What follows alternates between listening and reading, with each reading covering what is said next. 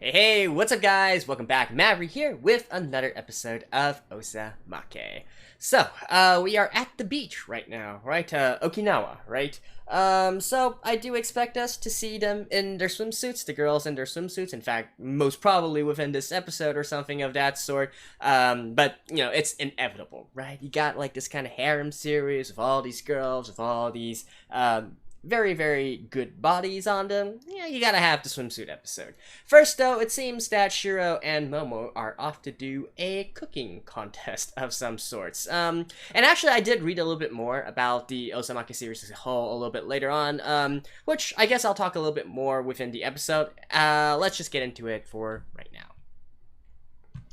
Alright, let's begin in 3, 2, 1, play.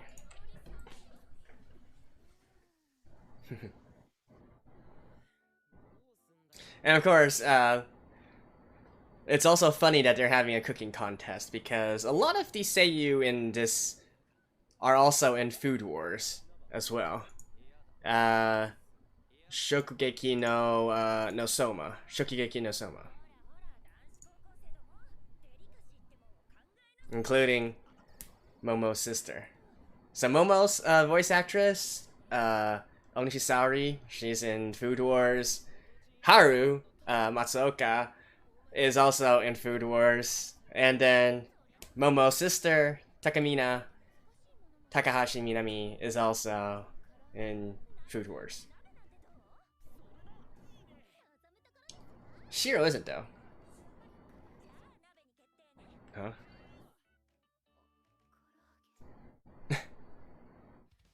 No, come on, hot pot is like the easiest. You just throw everything into the pot and you're done. Just remember to add seasoning or something.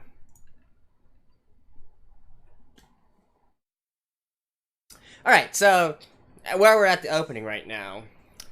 If you guys didn't know, there's actually the series, even though they have so little budget going into the animation and whatnot, like seriously, low budget.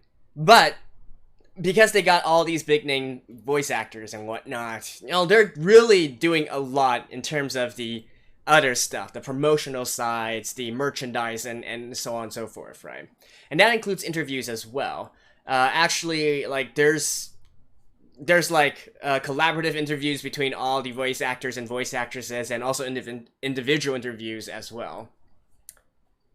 I've read like half of them, honestly. Because, well, I think I mentioned before that Onishi Saori is one of my favorite voice actresses, so I do try to at least read everything that she's in. And apparently, you know, this series is actually not going to be your normal, you know, comedy-filled harem rom-com, right?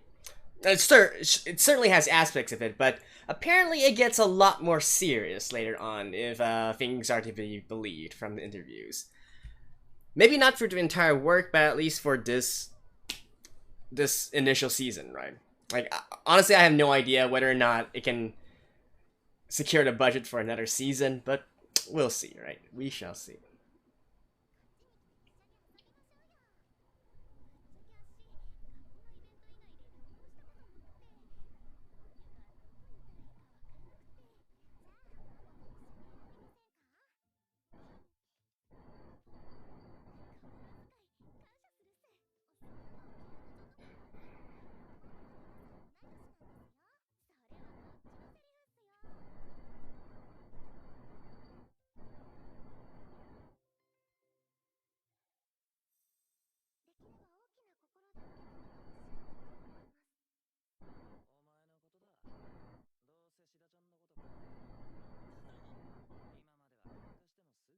And that actually also kind of plays into the, you know, the supposed war for Haru, right?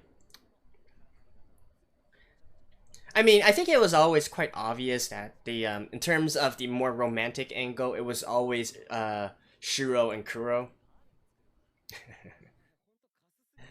It was always Shiro and Kuro. Whereas Momo, you know, she's looking at this a little bit differently, honestly. Not exactly from a romantic relationship kind of perspective.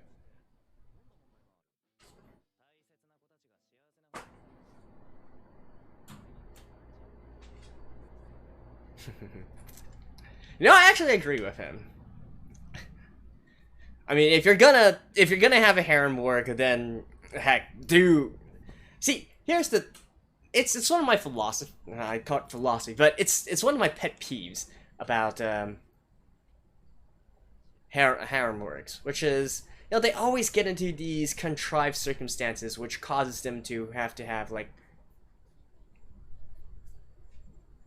normal.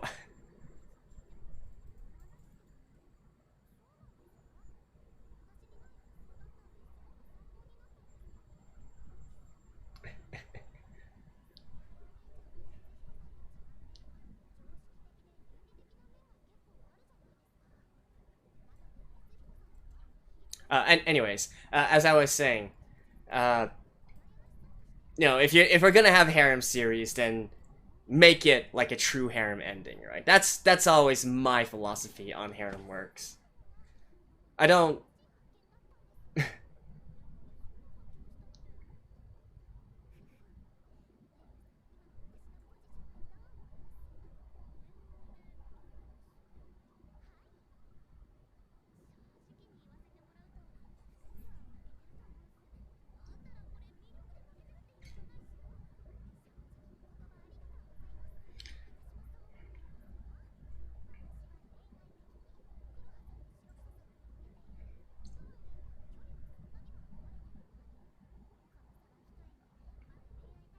Yeah, she definitely isn't a romantic interest yet, in Suiharu's eyes.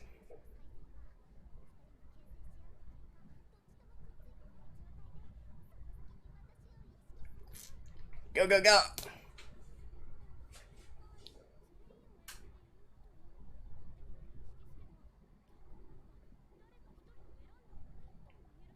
No, most harems. The Free Kingdoms.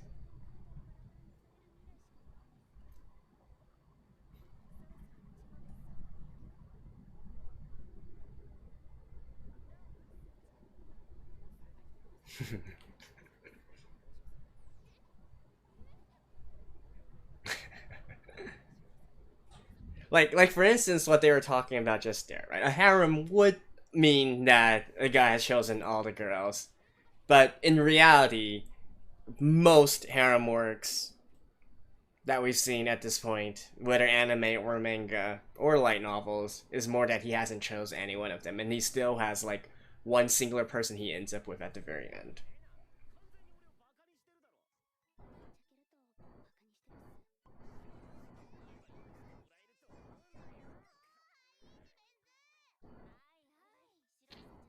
Huh. I'm actually surprised Suihara is able to, have intimate contact with Reina so easily. Wow.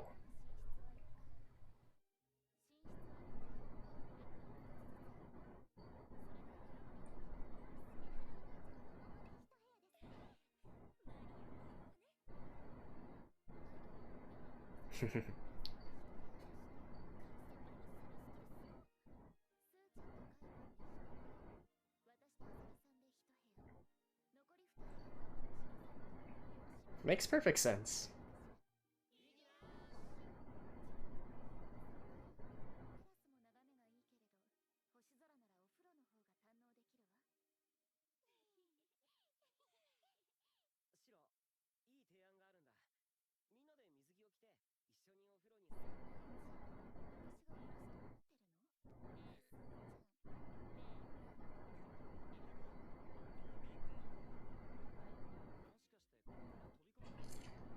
Oh?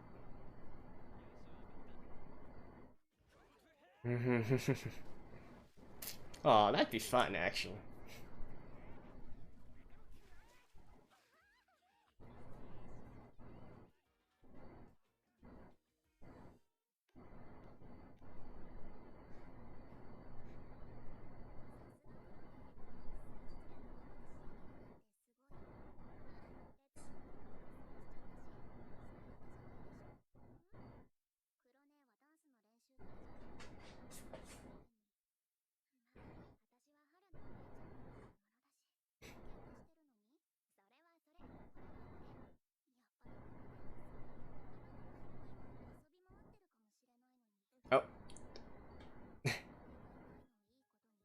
Oh, okay, so I guess this is how they're gonna do the swimsuits?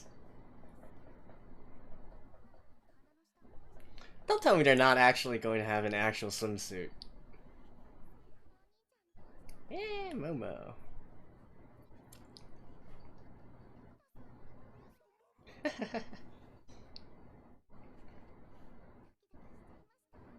Well, actually only thinking about Momo, though.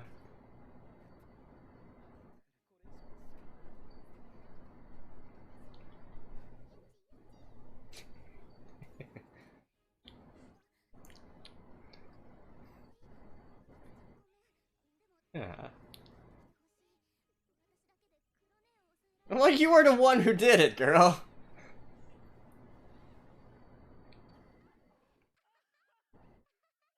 Oh, so actually something like that is happening.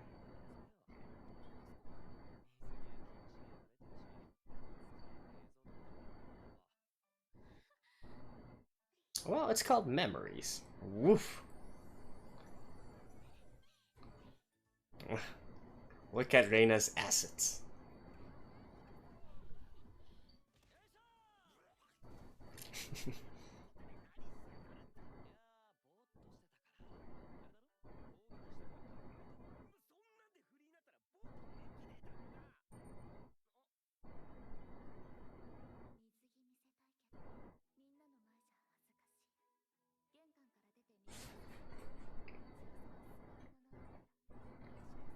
Okay.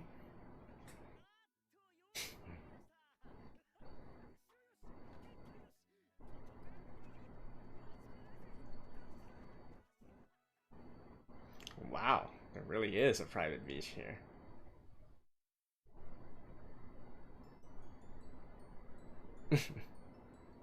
Oh.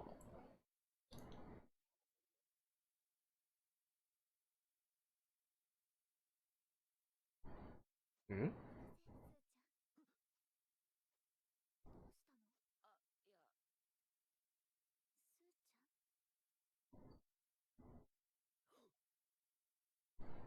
Ooh.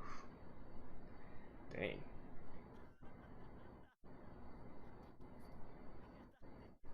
No, it's inside her.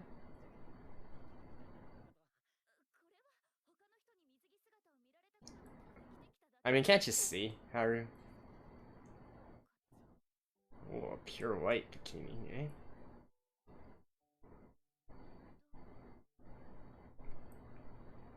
eh? Hey, Mad Lad, if you're watching this, I bet you are absolutely thrilled right now. My good friend, fellow reactor, Mad Lad.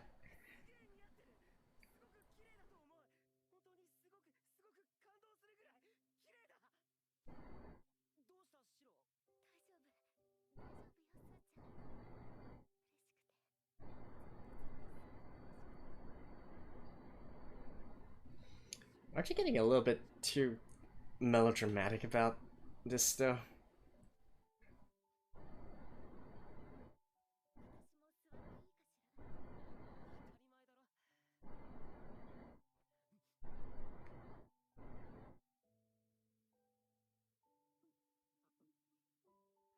Okay, that is absolutely unexpected. Just like that? No, again, like, how the F does this actually continue on without actually progressing their relationships? She literally just sat on his leg. Ooh.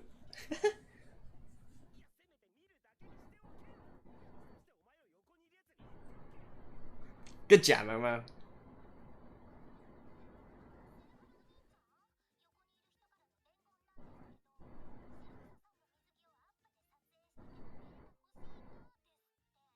Yes.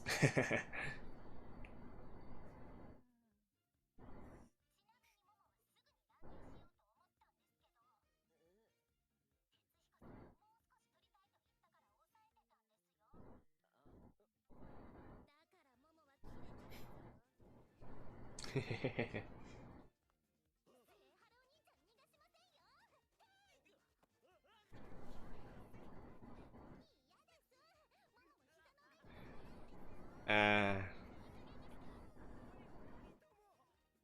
Yep. Pads.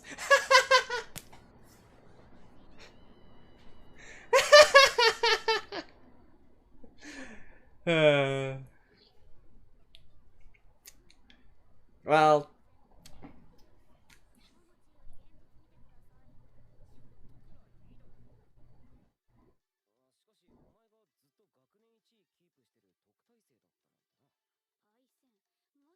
I mean.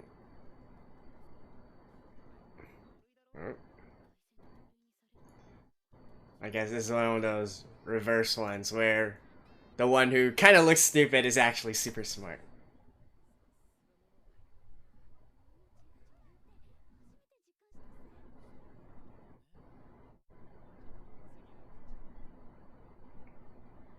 I feel like, can she?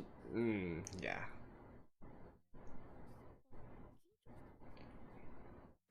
She definitely doesn't seem like the outdoors type.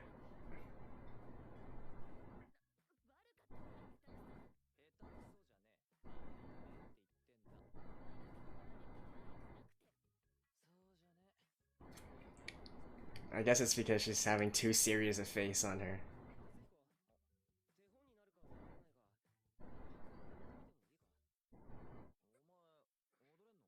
Please don't tell me they're gonna animate you dancing. Please no. I I seriously don't need to rewatch the School Fest performance.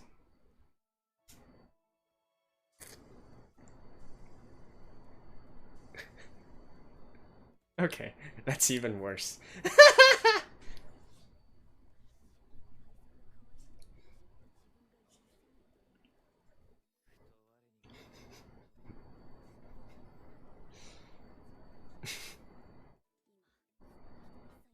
Okay, best girl Haru? Question mark.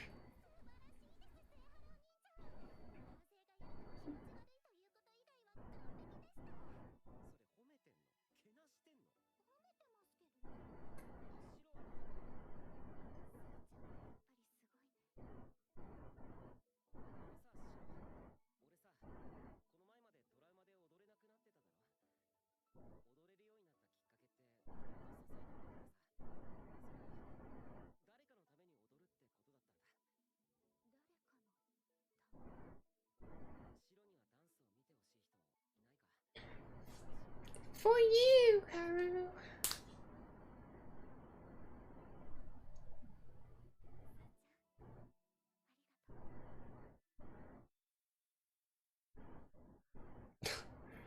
Okay.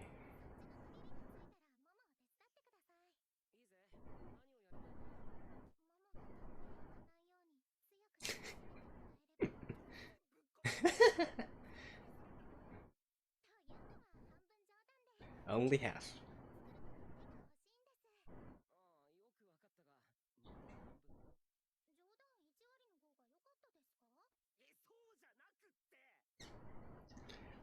I love Momo's banters.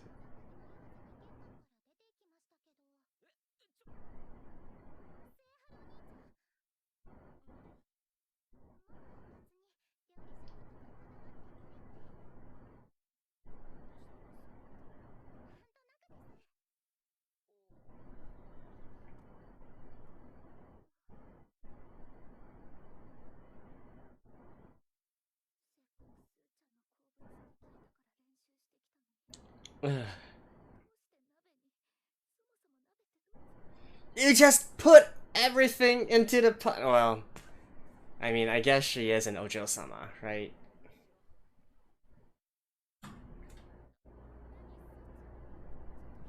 Although in reality, out of the three girls, again, I'm talking about the voice actresses here. Out of the three girls, uh, Sakura Ayane, Minasa Inori, and Onishisari. Actually, Shira's voice actress, Sakura Ayane, is the only one who can actually cook.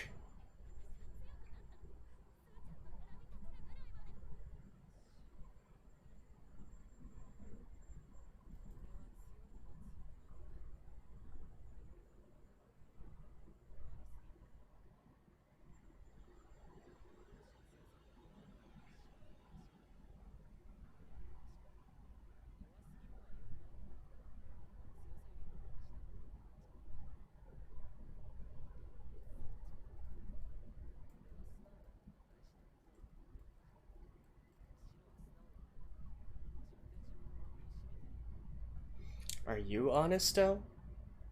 Haru?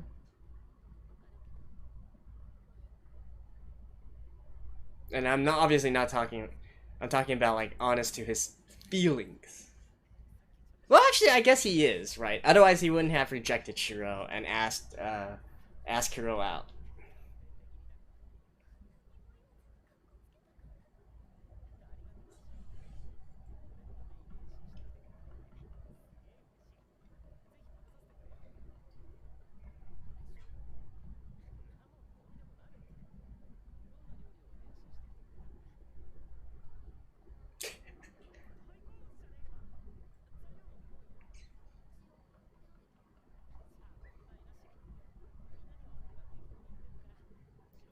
I mean, Mama already said that she doesn't really care about the cooking competition.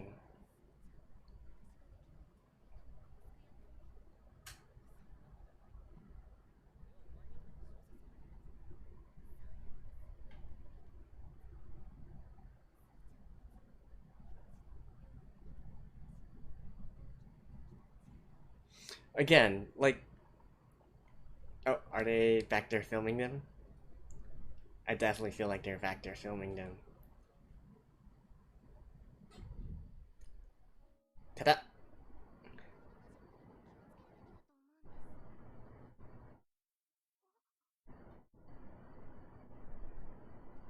I mean, come on, they.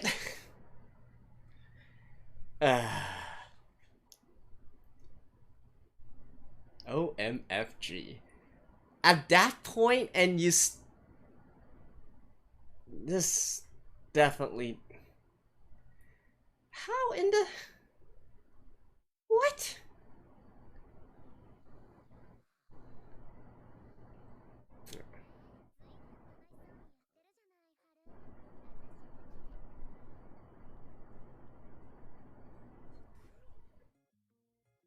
Nope. And all the sisters. What are you looking so... I seriously don't know how to think about this at this point, but... You gotta keep pushing forward. Alright, see you guys after this. Well, alright guys, we certainly had lots of development between Haru and Shiro in this episode, but now that Kuro is back on the scene, it's time for her to strike back, I guess, and, I don't know, potentially also her sisters as well. I'm not really sure if they're supposed to be part of the so-called harem or not, right? No, supposedly so. But, yeah, anyways, I mean, I think it's obvious to everybody that's watching that this is really more of a two-way race between Shiro and Kuro here. Momo, well, it's still unclear what her intentions are at this point. I mean, I've read the interviews and whatnot, so I don't really want to get too deep into it, but I think it should be quite obvious from how she acts as well that certainly she wants attention from Haru, right? But whether or not that is actually romantic attention and whatnot, I don't know. I remain quite unconvinced about the entire fact. But yeah, in any case, continuing on, I mean, you know, there's different kinds of frustrations, right? In something like, for instance, Nisekoi, one of the common frustrations, one of the common themes that everybody was getting mad at was how, you know, they would always try to somewhat do a progression or whatnot, but there would always be some sort of outside force that forces a sudden stop in the development between the relationship with the main character and any of the other girls, right? That's a common criticism of harem works where they try to prolong the story through these kinds of outside factors, right? Here, though, the funny thing is, even though it's, you know, it's so deliberately trying to prolong the series, prolong the story and whatnot, there's actually no outside influences trying to stop them, right? Like, for instance, that scene there by the sunset and whatnot, I was so convinced that if this was any other kind of rom-com work and whatnot, we would pan the camera and reveal, like, the others hiding nearby, and then, you know, they're being like, how can you guys get all lovey-dovey over here, and then, you know, jump out, and then, you know, all chaos breaks out, and something of that sort, right? That's the typical kind of stuff that you would expect from a rom-com series. But for something like this, where literally nobody is stopping them, And heck, it's not like he's made any sort of promise, or Haru, I mean, has made any sort of promise or commitment to anyone or anything, or so on and so forth. And to be in that kind of situation and still just, you know, step on the brakes and go like, stop, I'm just like, oh my god, that is, if that actually happened in real life, I mean, it would be over, right? That's pretty much as good as a rejection, honestly. Well, this is fantasy. It is fantasy, just like, you know, harem stuff and whatnot. It is fantasy, right? So, yeah, we'll see. We shall see about all this, right? And what else for this episode? I mean, we got the stupid dancing already. I mean, thank God that at least they did not animate the dancing and whatnot. Whew. You know, having those poses, okay, that's kind of neat, kind of cute. I'll give them that, right? So, you know, that's okay. The rest, we did get our swimsuit episode, I guess. Yeah, I guess there's no real expectation of, you know, them having like a good old thrashing about in water or something of that sort, maybe, or maybe we're just waiting for Haru to sorry, not Haru, we're waiting for Kuro to join as well, so that we can get like a full shot with all of the gals, right? That could also be a possibility here. What else to say? It is definitely interesting to me how Momo brought up the point of harems and how, you know, how that can further her own position and whatnot. I'm not really quite sure what she's getting at, but, you know, something that you know, that kind of talk and whatnot, and Momo's attitude to it actually reminds me of another sort of harem rom-com work, which is To Love Ru, right? Or yeah, and in fact, Momo from this series actually reminds me of Momo from To Love Ru as well. So I don't know. It seems that there might be some sort of parallel here, especially since, again, I have heard that this series is sort of like parodying the more earlier kind of rom-com works, of which To Love Ru definitely is. So, you know, potentially it could also be inspired by that kind of situation and whatnot, but we'll have to see, right? And sorry guys if I am being a little bit more biased towards Momo, but you know, I think I made it sufficiently clear. She's being voiced by my favorite one of my favorite voice actresses, for one thing, and for a second thing, you know, just from a personality perspective, I definitely feel like she's the one I like the most out of the three. Looks wise, maybe not so, but personality wise, definitely so. So, you know, I do have a soft spot in my heart for Momo. But yeah, anyways, that's it for this episode. Let's see how Kuro strikes back in the next one, and then let's see if Momo is actually going to make some sort of progress, any kind of progress, in a way, in the upcoming episodes. So, thank you guys. I'll see you guys next time. Bye.